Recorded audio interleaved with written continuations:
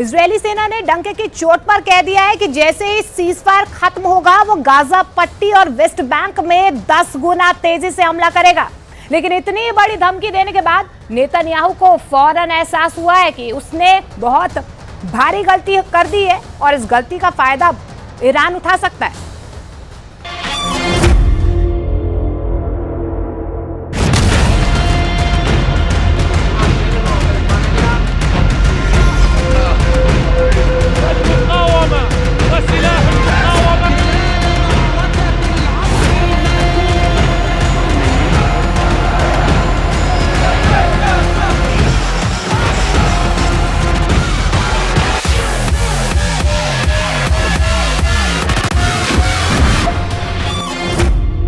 Israel को मिटा देंगे हमास और ईरान। 4 दिन का सीज फायर क्या इजरायल पर भारी पड़ रहा है? दुनिया भर के वॉर एक्सपर्ट्स का साफ कहना है कि 4 दिन के सीज फायर में हमास को जबरदस्त हमले करने के लिए फिर से ऑक्सीजन मिल गई है। खबरें तो यहां तक आ रही हैं कि रूस के वैगनर ग्रुप के कमांडर और लड़ाके भारी हथियारों के साथ हमास के कमांड सेंटर में पहुंच चुके हैं। जबकि चीन ने इस दौरान हमास की सुरंगों में ऐसे खुफिया नेटवर्क बना दिए हैं जो इजरायली टैंकों और पैदल सेना के लिए काल साबित होंगे। जबकि दूसरी तरफ ईरान ने हमास को नई तरह की सैकड़ों मिसाइलें, लंबी दूरी के रॉकेट और भारी हथियारों की एक बहुत बड़ी खेप गाजा पहुंचा दी है। दावा तो यहां तक किया गया है कि ईरान ने अरब और मुस्लिम देशों को साफ साफ कह दिया है कि हम सीज फायर की आड़ में इजरायल के खूनी गुनाहों को रत्ती भर माफ नहीं करेंगे और इजरायल पर 7 अक्टूबर जैसे दर्जनों भीषण हमले होंगे।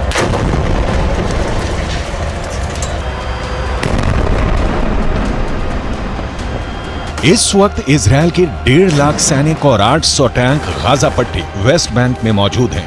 खबरें तो यहां तक आ रही हैं कि इजरायल ने सीज फायर पूरा होने से पहले ही हमास के ऊपर जबरदस्त हमले शुरू कर दिए हैं ताकि हमास 7 अक्टूबर जैसा हमला इजरायल पर ना कर सके। जबकि दूसरी तरफ हमास, हिजबुल्लाह और हूथी मिलकर इजरायल पर हमले कर रहे हैं, जो साफ साफ संकेत हैं कि ना तो हमास हार रहा है और ना ही हिजबुल्लाह और हूथी के लड़ाके इजरायल पर हमला करने से हिचक रहे हैं, क्योंकि ईरान इस वक्त गाजा युद्ध का बॉस बन चुका है।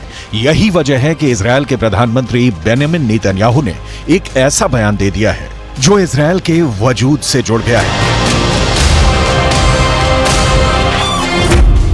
इजरायल की हार पर नेतन्याहू का कबूलनामा। इजरायली प्रधानमंत्री बेंजामिन नेतन्याहू ने गाजा युद्ध को लेकर इजरायली मीडिया में बड़ा लेख लिखा है।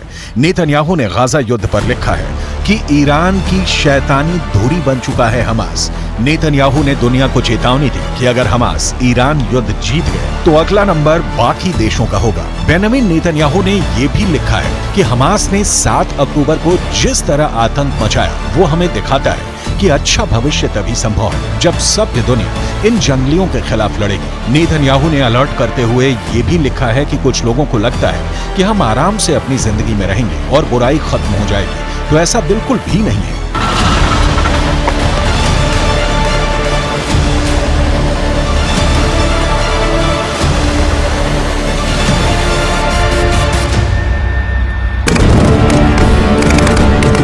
गाजा में अब तक 15,000 के करीब लोग मारे जा चुके हैं। इजरायली सेना और इजरायली सरकार दोनों ही इस वक्त भयंकर प्रेशर में है।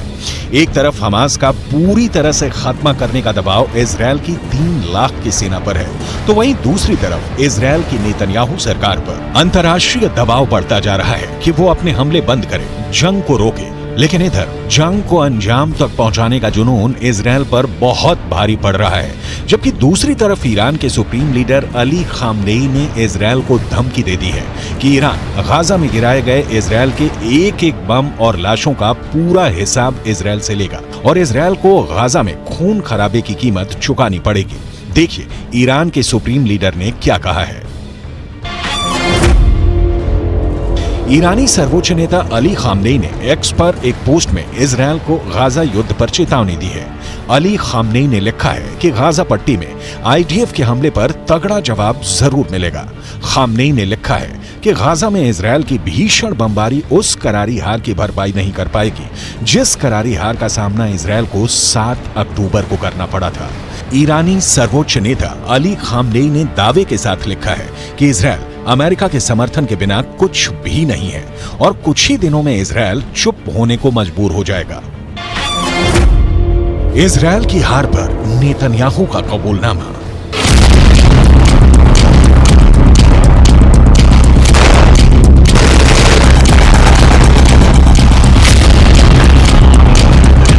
अगर हम आंकड़ों के हिसाब से देखें तो इजरायल ने उत्तरी गाजा से 11 लाख लोगों को जबरन दक्षिणी गाजा की तरफ भागने को मजबूर कर दिया है, जबकि उत्तरी गाजा में मौजूद 35 में से 25 अस्पताल इजरायली हमले में तबाह हो चुके हैं। वहीं 44,000 के करीब उत्तरी गाजा की इमारतों को इजरायल ने मिसाइल और बम धमाकों से उड़ा दिया है, जबकि 2.25 लाख के करीब इमारतें अब रहने लायक नहीं बची हैं। लगभग 10,000 हमास लड़ाके अब तक इजरायली सेना मारने का दावा कर चुकी है, लेकिन जबरदस्त प्रेशर में 4 दिन का सीज फायर इजरायल की 1.5 महीने की मेहनत और जीत पर पानी फेर रही है।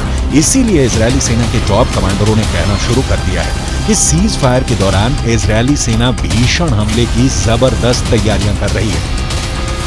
इजरायली सेना के प्रवक्ता रियर एडमिरल डैनियल हगारी ने साफ साफ कहा कि हम सीज फायर में हमास पर भीषण हमले की तैयारी में जुटे हैं। इजरायल को मिटा देंगे हमास और ईरान। במהלך ימי ההפוגה, צה"ל ישלים את ההיערכות ואת המוכנות לשלבי המלחמה הבאים. כוחות צה"ל מוכנים ודרוכים בכל הזירות.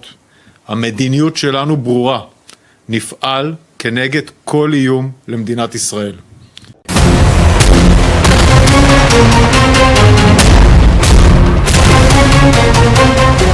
अब सवाल उठता है कि अगर इजरायल सीज फायर के दौरान भी लगातार तेज हमले कर रहा है तो फिर हमास क्या कर रहा है। पश्चिमी मीडिया के दावों के मुताबिक सीज फायर का फायदा हमास के लादेन के नाम से मशहूर याया सिनवार उठाना चाहता है।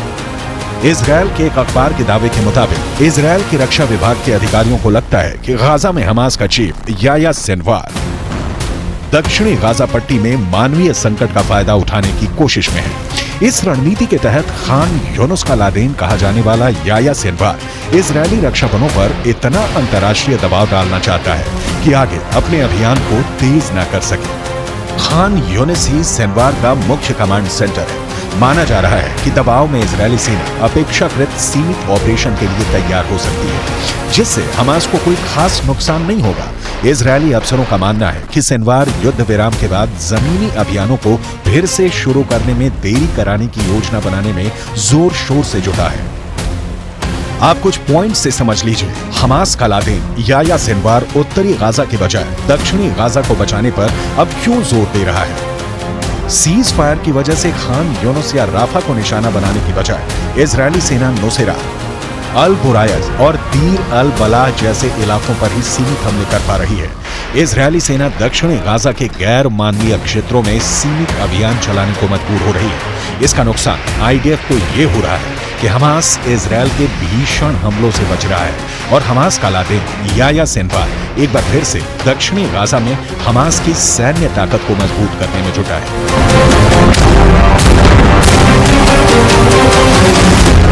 इजरायल को मिटा देंगे हमास और ईरान। إنهاء الاحتلال وحماية الأقصى وتحرير الأسرى نخوض معركة التصدي لعدوان جيش وقطعان مستوطنين على شعبنا ومدننا. نخوض معركة كسر الحصار على شعبنا في قطاع غزة الذي امتد 17 عاما أو يزيد. نخوض معركة تحقيق الحلم والأمل الفلسطيني. इस वीडियो में दिखाया गया है कि हमास के लड़ाके अचानक तबाह इमारतों से बाहर निकलकर आरपीजी फायर कर रहे हैं।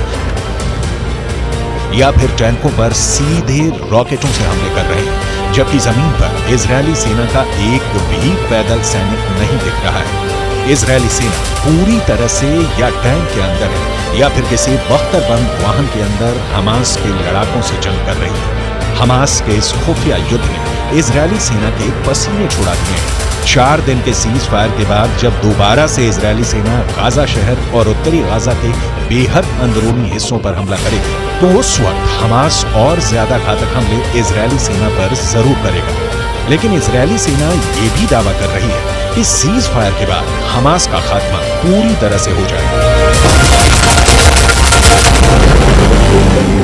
עוקבים אחרי כל מה שצריך לעקוב, אחרי בכירי חמאס בעזה ובכל מקום בעולם. יש למלחמה הזאת מטרות מאוד מאוד ברורות, וצה"ל נערך לשלבים הבאים במלחמה, על מנת לפרק את חמאס, לסדר את הגבולות, שיהיו גבולות בטוחים, להמשיך במאמץ העליון, להשבת חטופים, להגיע להרתעה אזורית. वहीं हमास का दावा है कि इजरायल सेना युद्ध विराम को तोड़ रही है और हमास पर हमले कर रही है। हमास के इस दावे में दम नजर आता है, क्योंकि इजरायली सेना का दावा है कि पिछले 10 घंटे की भीषण जंग में हमास के दर्जनों लड़ाके मारे गए हैं। आईडीएफ की मुख्य पैदल सेना इकाइयों में से एक है नाखल ब्रिगेड के सैनिकों ने उत्तरी गाजा के पश्चिम में जबालिया पर भीषण हमला किया। जबालिया में आउटपोस्ट 17 पर आईडीएफ ने हमास लड़ाकों को मारकर कब्जा कर लिया है। आईडीएफ